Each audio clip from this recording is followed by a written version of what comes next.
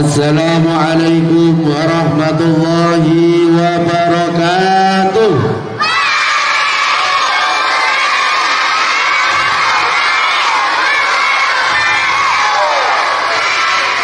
Assalamualaikum warahmatullahi wabarakatuh.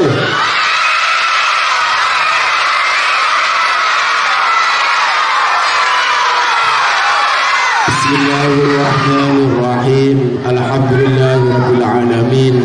Wa bihi nasta'in ala umuri dunya waddin. Wassalatu wassalamu ala asrofil anbiya'i wal mursalin sayyidina Muhammadin wa ala alihi wa sahbihi ajma'in. Qala Allah ta'ala fi kitabil karim. A'udzu billahi minasyaitonir rajim. Bismillahirrahmanirrahim. Yarfa'illahu alladhina amanu minkum walladhina utul ilma darajat. Al-ayah. Shadaqallahul azim. Wa qala an-nabiy sallallahu alaihi wasallam, man intaqala liyata'allama ilman ghufira lahu qabla an yakhtuwa. Al-hadis.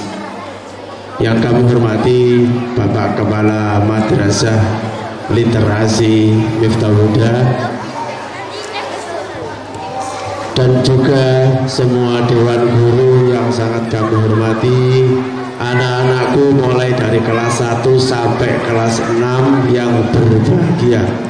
Dalam kesempatan ini marilah kita panjatkan puji syukur kehadirat Allah Subhanahu wa ta'ala, karena sampai saat ini kita masih dipertemukan dengan bulan Ramadan dalam keadaan sehat wal afiat. Semua puasa sehari penuh apa ada yang separuh? Yang sehari penuh angkat tangan.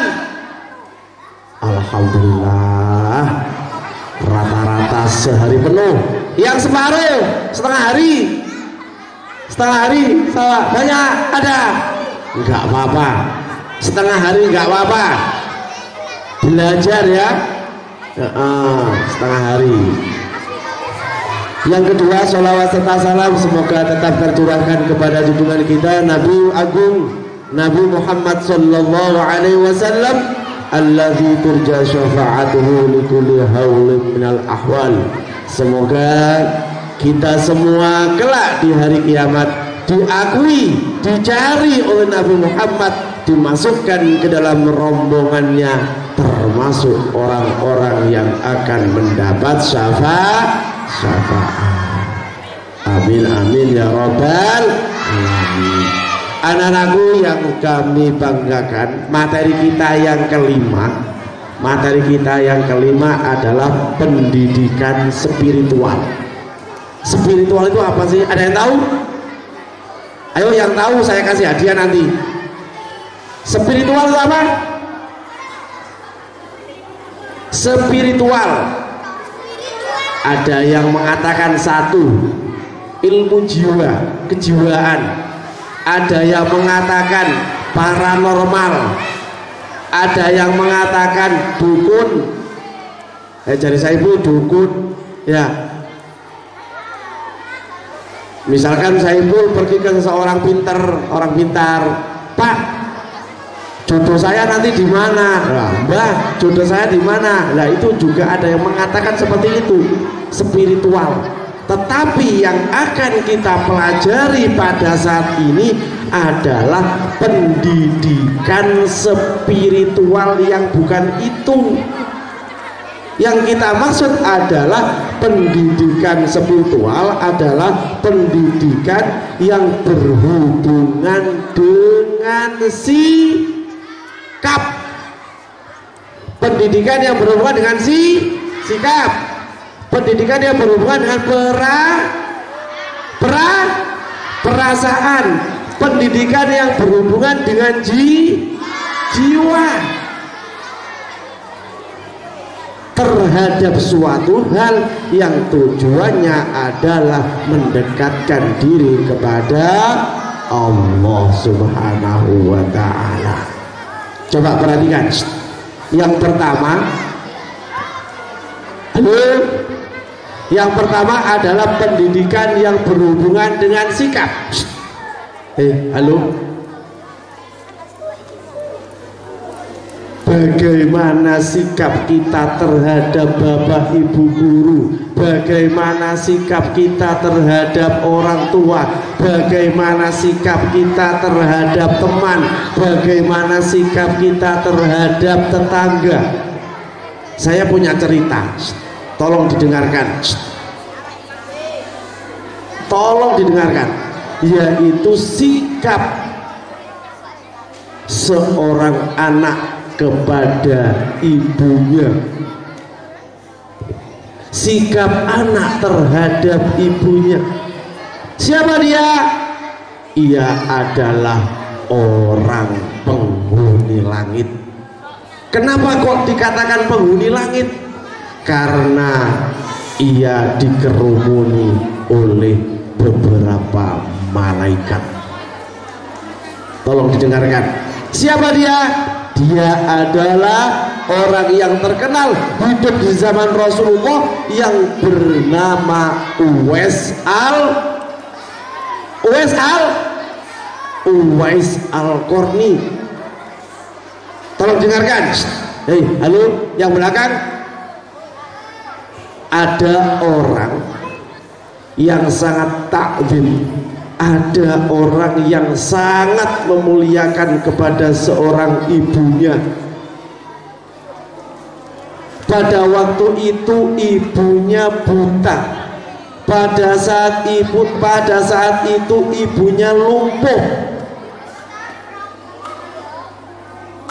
Ibunya sudah buta, ibunya sudah lumpuh, dan dia mempunyai penyakit. Penyakitnya adalah penyakit sopak. Penyakit apa? Sopak. Giling-giling. Kulit takoi ya. Penyakit sopak itu apa? Di sekujur tubuhnya itu timbul bercak-bercak putih. Ketika ibunya mau minum diambilkan, ketika ibunya mau makan diambilkan, ketika ibunya mau mandi dipersiapkan airnya untuk mandi. Pada suatu saat bagaimana? Didengarkan. Lalu pada suatu saat bagaimana? Ibunya memanggil, "Le, tolong datang ke sini, Nak." "Iya, Ibu. Ada apa, Ibu?" Uwais Al-Qarni menjawab seperti itu.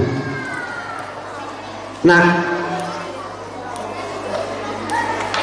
mungkin usia ibu, umur ibu tidak lama lagi, Nak.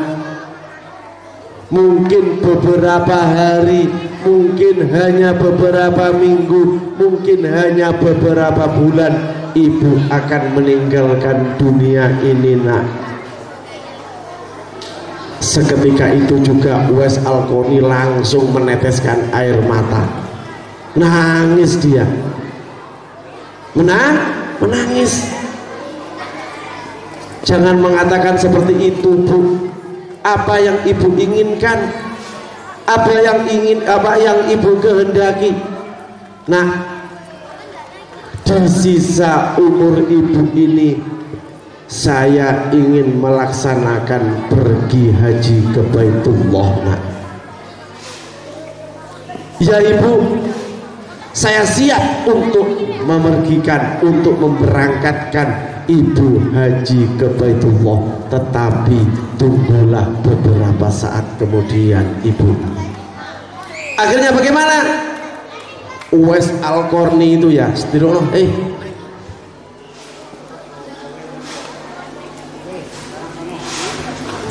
Uwais Al-Qarni itu pekerjaannya menggembala kambing. Buruh nang wong, buruh kepada orang lain, bekerja kepada orang lain. Pada suatu saat Uwais Al-Qarni itu mendapat upah, mendapatkan gaji, kemudian uangnya itu dibelikan seekor kambing. Kambingnya cuili umurnya, kambingnya kecil. Ketika sudah dibelikan kambing sama Uwais Al-Qarni, dibawa pulang. Ketika sudah dibawa pulang,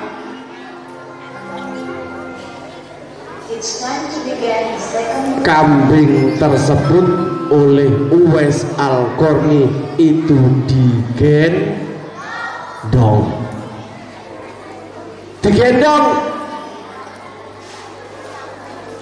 Kemudian digendong, dibawa kemana? Oleh Uwais Al-Qarni, yaitu digendong naik ke atas bukit. Nyampe di atas bukit, turun lagi. Ada di bawah, naik lagi. Ada di atas, turun lagi. Kata tetangganya, Uwais mulai gila. Kenapa kambing itu digendong naik turun gunung, naik turun bukit? Uwais gila, Uwais gila. Kenapa kambing itu kok digendong terus naik turun bukit? Nih,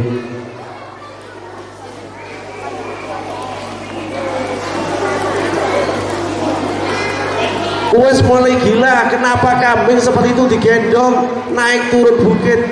Oleh tetangganya seperti itu. Uwais tapi tidak meresponnya. Orang reken. Kemudian bagaimana? Uwais Al-Qarni naik lagi, turun lagi, naik lagi, turun lagi. Selama berapa lama? Selama 8 bulan. Ada yang mengatakan sampai selama 8 tahun. Naik turun gunung. Sehingga bagaimana? Badannya Uwais Al-Qarni itu menjadi kuat. Kambingnya juga semakin besar.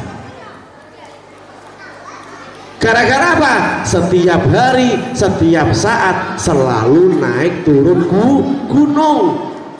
Kemudian tibalah saatnya Uwais itu memberangkatkan ibunya ke Baitullah, ke Mekah. Kambingnya dijual untuk bekal berangkat ke Mekah, dan badannya sudah kuat, sudah siap, yaitu dengan cara menggendong ibunya dari rumahnya yang ada di Yaman pergi ke Mekah. Dulu perhatikan belakang. Uwais Al-Qarni saking takzimnya kepada ibunya, ia rela menggendong ibunya dari Yaman ke Mekah, yaitu hampir 1.200 km. Waduh, dari Banyuwangi sampai ke Merak sana, sepanjang Pulau Jawa masih kurang jauh. Dengan cara menggendong ibunya. Kira-kira ada anak MI yang mampu seperti itu? Ada enggak? Ada enggak? Enggak ada. Itulah yang dicontohkan Uwais Al-Qarni kepada kita semua. Kita harus takdim kepada seorang ibu. Ketika nyampe di Mekah, perhatikan, ketika nyampe di Mekah di hadapan Ka'bah, ibunya berdoa sambil meneteskan air mata, ya Allah, ampunilah dosaku.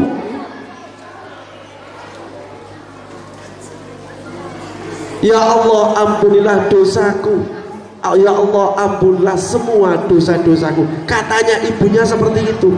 Lah anehnya, Uwais juga berdoa seperti ini. Ya Allah, ampunilah dosa ibuku. Tidak meminta ampun kepada dosanya, tidak. Ya Allah, ampunilah dosa ibuku.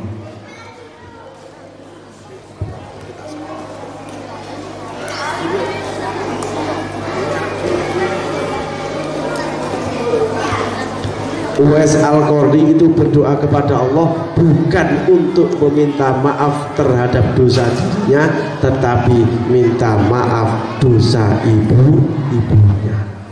Ya Allah, ampunilah dosa ibuku. Kemudian ditanya oleh ibunya, wahai Uwais, kenapa engkau minta maaf hanya untuk dosa-dosaku? Uwais Al-Qarni menjawab, cukuplah ridho ibuku.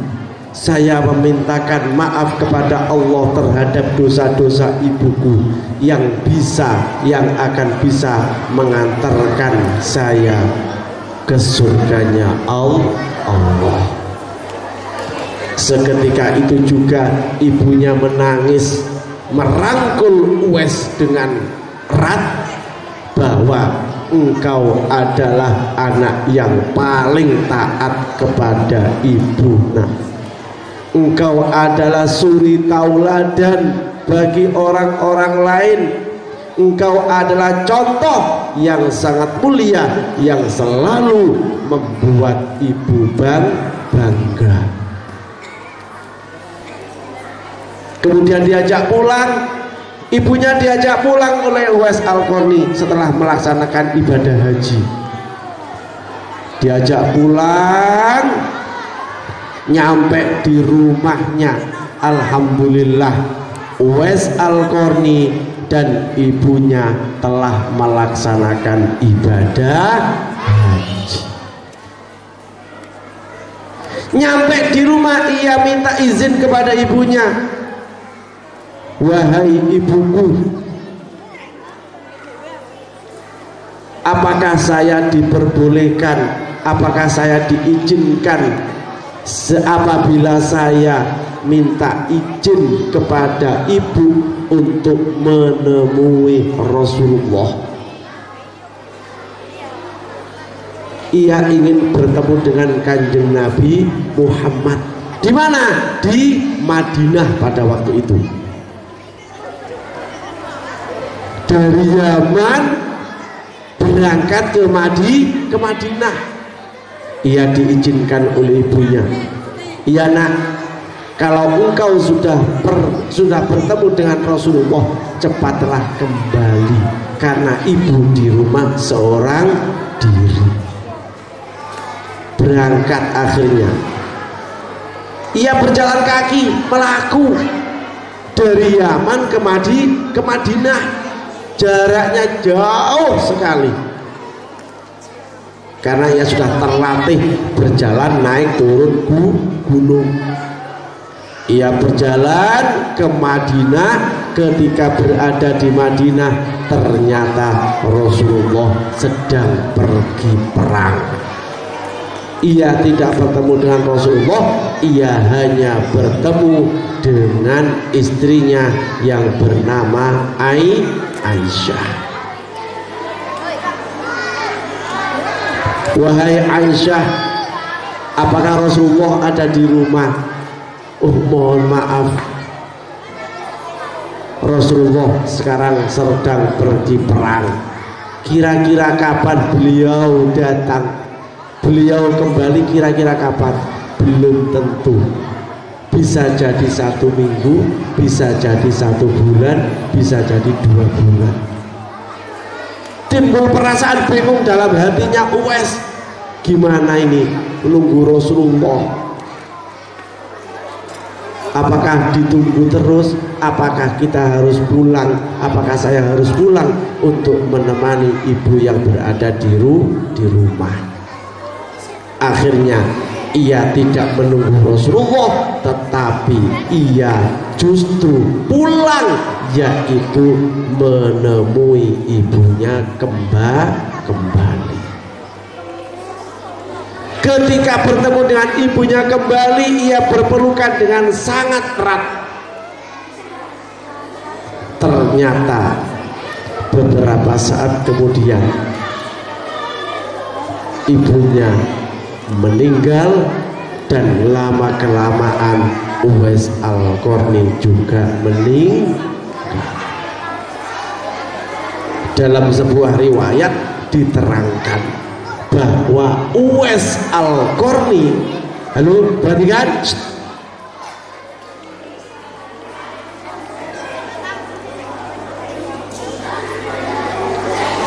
ketika dimakamkan di Yaman sana, ketika memakamkan itu yang membantu adalah para malaikat. Oleh karena itu disebut Al-Qarni. Al-Qarni itu artinya adalah penghuni langit.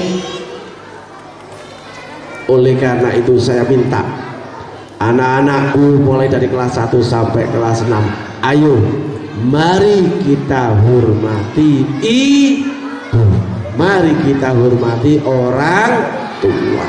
Yang berikutnya adalah sikap kita, cara menjaga sikap kita terhadap seorang guru. Ada sebuah cerita,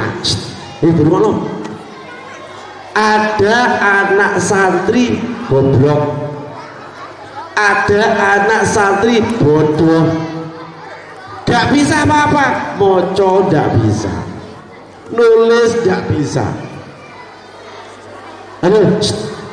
sholat pun, bacaan sholat ia tidak bisa. Tolong dengarkan belakang, halo. Ia mondok kepada seorang ulama yang sangat luar biasa, yang karismatik, yaitu kepada Mbah Khalil. Seorang santri mondok ke Mbah Khalil. Saibul mondok ke Mbah Khalil. Ketika waktunya sholat sama Mbah Khalil, ya disuruh, cong sholat cong. Ia jawab, le sembayang le, ngapunten kiai, kula mboten saged. Lho, masa gak iso? Mboten saged. Lah terus isomu ya apa cong? Isomu ya apa le? Saged kula, cara Jawa ning ngene, saged kula cuma beton 10 dijukuk siji karek 9, beton 10 kalak tun karek 9. Allahu Akbar. Mek ngono tok. Iya, beton 10 dijukuk siji karek 9. Allahu Akbar. Santri yang bodoh tersebut setiap saat, setiap waktu selalu menatakan sandalnya Mbah Khalil. Mbah Khalil naik ke masjid, sandalnya diwalik, diputer. Golek Mbah Khalil mundur biar gampang. Mbah Khalil naik ke rumahnya, masuk ke rumahnya, sandalnya dibalik lagi. Itu setiap hari yang ia lakukan oleh santri yang bodoh tersebut, yang goblok gak bisa apa-apa tersebut. Tapi takzimnya kepada seorang guru sangat luar biasa.